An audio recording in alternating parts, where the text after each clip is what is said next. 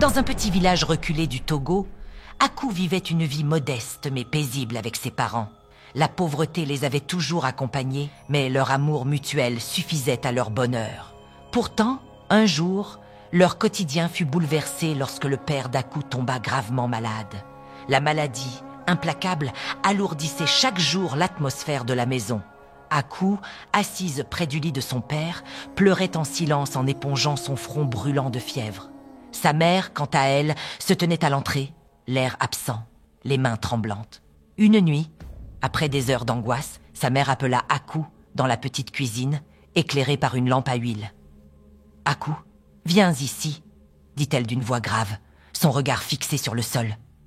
Aku, inquiète, s'approcha.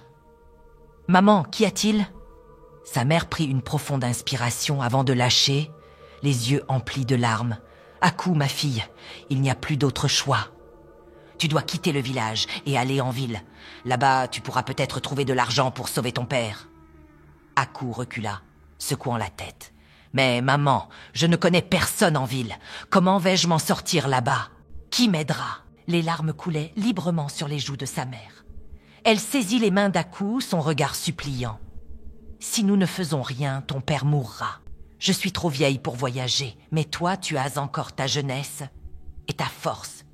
Tu peux trouver un moyen. » Les mots de sa mère brisaient le cœur d'Aku. Elle se tourna vers la pièce où son père gémissait de douleur. « Maman, je ne veux pas vous laisser seule. Et si quelque chose arrivait pendant mon absence ?» Sa mère hocha la tête tristement. « Justement, ma fille, si tu restes, il n'y aura plus d'espoir. Va, Aku, pars demain à l'aube. » À l'aube, Aku quitta le village, un baluchon sur l'épaule et des larmes dans les yeux. Elle marcha des heures, traversant des sentiers poussiéreux et des forêts denses. Le chant des oiseaux semblait se moquer de sa solitude, et chaque pas lui rappelait l'incertitude de son destin. En chemin, elle vit un camion de transport à l'arrêt. Les passagers étaient paniqués. Le chauffeur gisait inconscient sur le sol. Aku s'approcha prudemment. « Que se passe-t-il ici ?» demanda-t-elle, sa voix hésitante. Une femme paniquée répondit. « Les chauffeurs, il s'est effondré et nous sommes coincés au milieu de nulle part. Personne ne sait quoi faire. »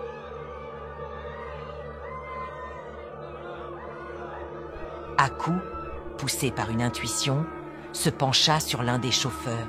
Elle vérifia son pouls, puis commença à lui administrer les gestes de premier secours qu'elle avait appris en soignant son père. Après de longues minutes, le chauffeur ouvrit les yeux, haletant.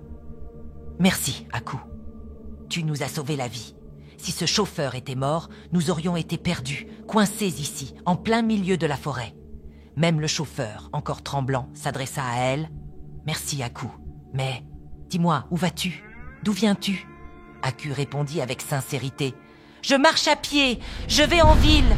Mon père est malade et je dois trouver de l'argent pour le soigner. » Touché par sa détermination, le chauffeur reprit. « Aku, merci encore, mais tu ne peux pas aller en ville à pied. C'est beaucoup trop loin, cela te prendrait plusieurs jours. Ce serait bien trop dangereux. » Il marqua une pause, puis ajouta. « Monte à l'arrière du camion, là où sont les marchandises. Ce ne sera pas confortable, mais l'important, c'est que tu arrives en ville. » Aku, ému par cette proposition, accepta avec un sourire de gratitude. Malgré les risques, elle grimpa sur le véhicule, se hissant parmi les marchandises, déterminée à atteindre la ville pour sauver son père. Après plusieurs heures de trajet, le camion atteignit enfin la grande ville. Aku descendit, le cœur battant, serrant son maigre baluchon contre elle. La ville grouillait de monde. Les voitures klaxonnaient sans relâche. Les rues étaient bondées de passants pressés et des bâtiments imposants dominaient l'horizon. Tout semblait étranger et écrasant pour la jeune fille qui n'avait jamais quitté son village. Aku marcha sans but précis dans les rues animées, effrayée par le chaos qui l'entourait. La journée passa rapidement et lorsque le soir tomba, elle se retrouva complètement seule, sans abri ni endroit où aller. Elle chercha un coin tranquille et finit par s'installer sous un vieux pont où elle s'allongea sur le sol dur. Le vent froid soufflait à travers les fissures et Aku grelottait sous son pagne trop fin pour la protéger du froid. Mais bientôt, le temps s'assombrit encore davantage. Les nuages lourds éclatèrent et une pluie torrentielle s'abattit sur la ville. Aku se réveilla brusquement alors que l'eau glacée s'infiltrait dans ses vêtements. Le tonnerre grondait au-dessus d'elle et chaque éclat d'éclair illuminait son visage trempé et désespéré. Elle tenta de trouver un endroit plus sec, mais en vain. La pluie s'intensifiait, s'infiltrant dans chaque recoin. Complètement détrempée, Aku s'accroupit, ses bras autour de ses genoux, cherchant un peu de chaleur. Les larmes se mêlèrent à la pluie sur son visage.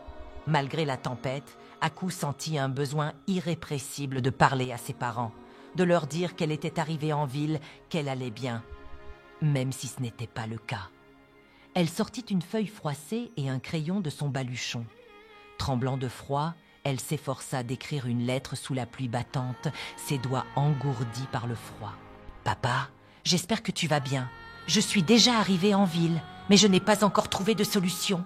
La vie ici est tellement différente de celle au village. Que Dieu te protège. Dès que j'aurai les moyens, je reviendrai pour prendre soin de toi et de maman. Avec tout mon amour, Aku. » Espérant que le message atteigne son père, Aku se rendit là où s'arrêtaient les véhicules venant de son village. Elle tendit la lettre à un chauffeur et lui demanda, la voix tremblante, « Aidez-moi, s'il vous plaît. Donnez cette lettre à mon père au village. » L'un des chauffeurs l'observa avec attention avant de dire, intrigué, « Ton visage me semble familier. Tu viens de quel village ?»« Je viens de Kara, » répondit Aku timidement. Le chauffeur sembla réfléchir un instant avant de reprendre, l'air désolé. « Je connais ton père, mais Aku, je dois te dire quelque chose. La personne à qui tu veux envoyer cette lettre n'est plus parmi nous. » Aku resta figé, incapable de comprendre immédiatement. « Qu'est-ce que vous voulez dire ? Ton père est mort, Aku. C'est dans ce camion que nous avons transporté son corps. Il a été enterré il y a 2 jours, à Kumba. » Le monde s'écroula autour d'Aku. Sous le choc, elle éclata en sanglots. « Mon père !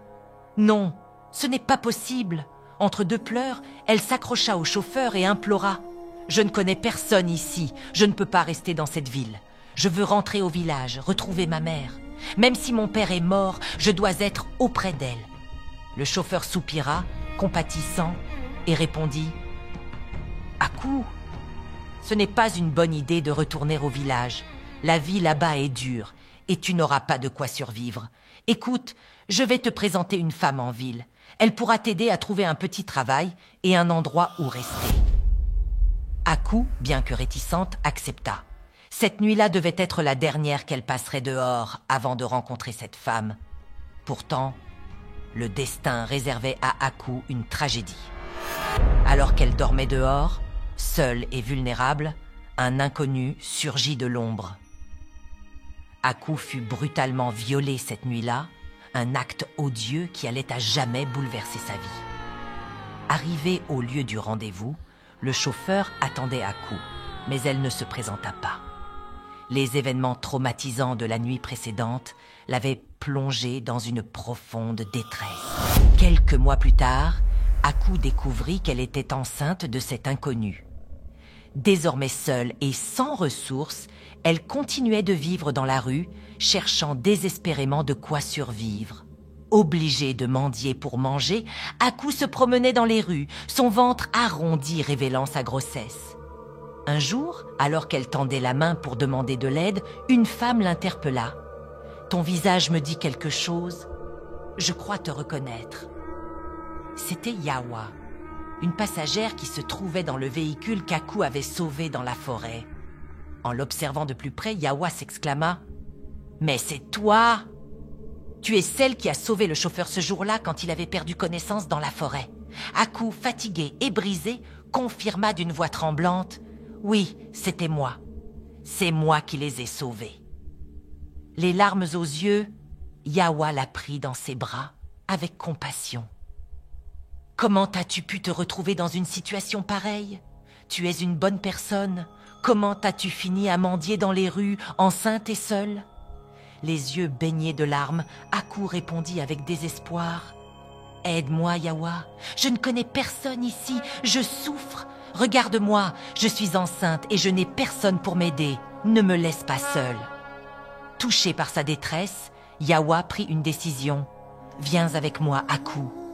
Je ne te laisserai pas comme ça, tu mérites mieux. » Yawa avait elle-même ses propres problèmes, mais sa bonté d'âme la poussa à tendre la main à Aku, déterminée à lui offrir un nouveau départ.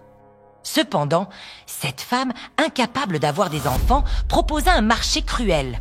« Aku, je te donnerai de l'argent et un toit, mais en échange, ton enfant deviendra le mien. » Aku, acculée, accepta à contre-cœur.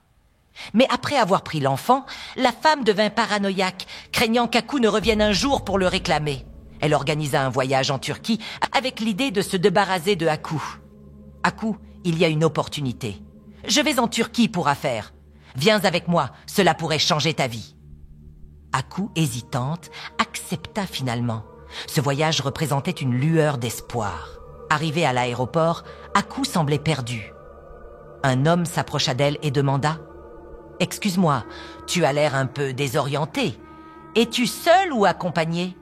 Aku répondit calmement « Non, je suis avec ma sœur. » L'homme sourit et poursuivit « Écoute, je devais voyager avec ma sœur, mais elle a changé d'avis à la dernière minute.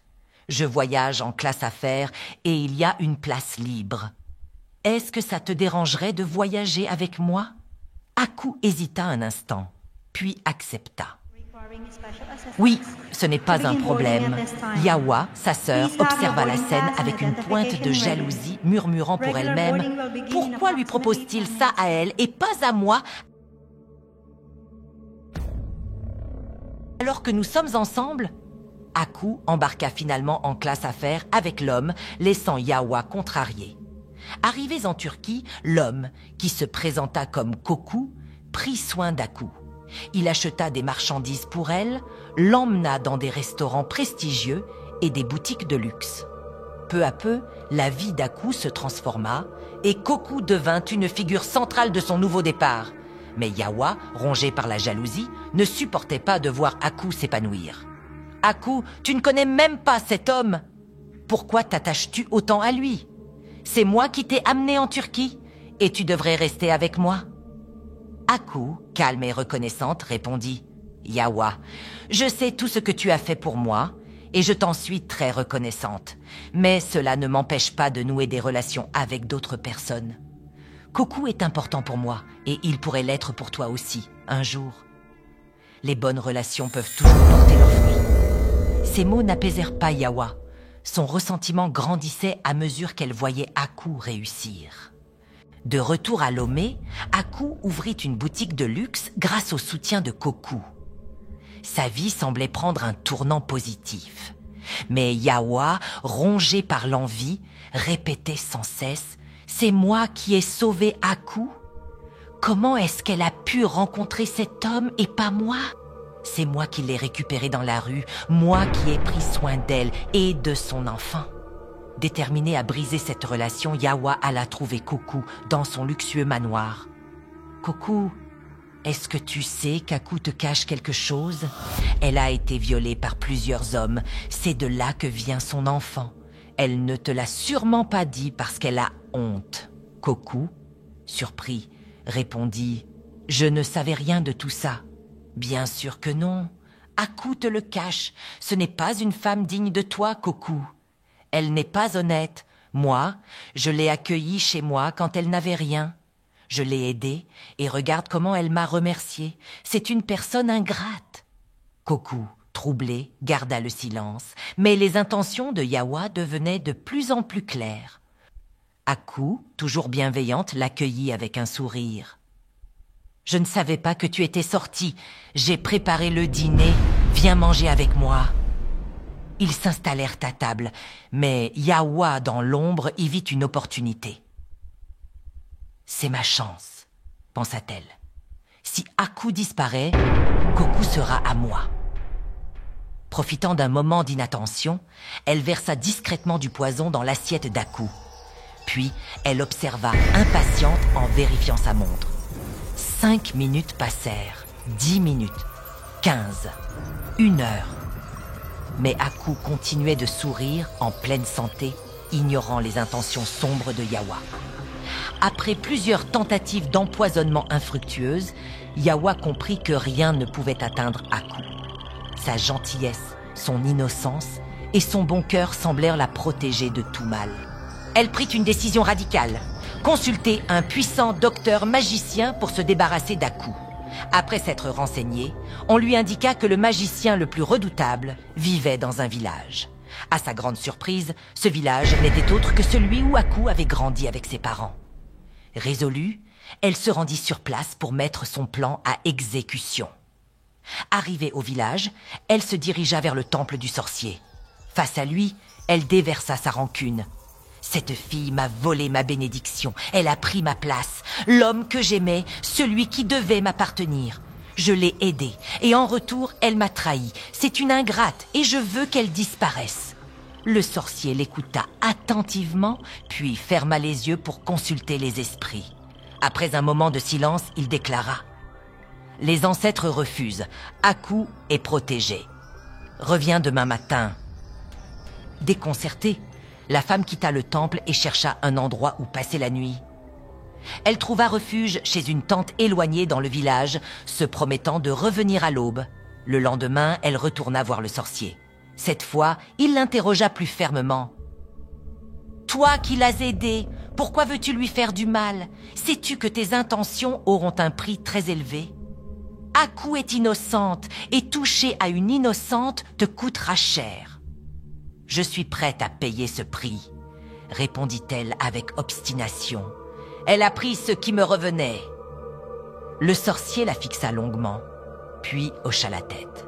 « Si tu insistes, le prix sera grand. » Elle sortit de l'argent et le jeta aux pieds du sorcier. Il commença alors la cérémonie, invoquant les esprits. Mais soudain, il s'arrêta, figé, comme frappé par une révélation. « Non! Tu ne peux pas faire du mal à ton propre sang !» s'écria le sorcier. Il la regarda, les yeux emplis d'indignation. « Aku est ma nièce. Elle est de ma famille. Tu oses venir ici, dans sa maison, pour chercher à lui nuire? Tu veux me condamner avec les esprits pour satisfaire ta jalousie ?» La femme, tremblante, ne trouva rien à répondre. Le sorcier continua, sa voix résonnant dans le temple. « Tout ce que tu voulais contre Aku te retombe dessus. Les esprits rejettent ta demande et tu subiras les conséquences de ton propre mal. Prends ton argent et pars d'ici. » Terrifiée, elle ramassa son argent en pleurant et quitta le temple. Rongée par la peur et le désespoir, elle alla trouver Aku pour tout lui avouer. « Aku, je suis désolée. J'ai voulu te faire du mal parce que j'étais jalouse, mais tout m'a échappé. Je te demande pardon. » À peine eut-elle terminé sa confession qu'elle s'effondra au sol, prise de convulsions. Quelques instants plus tard, elle rendit l'âme, victime des conséquences de sa haine. Aku, protégée par son innocence et sa bonté, continua à vivre, marquée par cette tragédie, mais plus forte et déterminée à rester fidèle à ses valeurs. Les femmes ont une capacité extraordinaire à surmonter les épreuves et à transformer leur douleur en puissance. La droiture et un cœur pur peuvent protéger et conduire à un destin meilleur.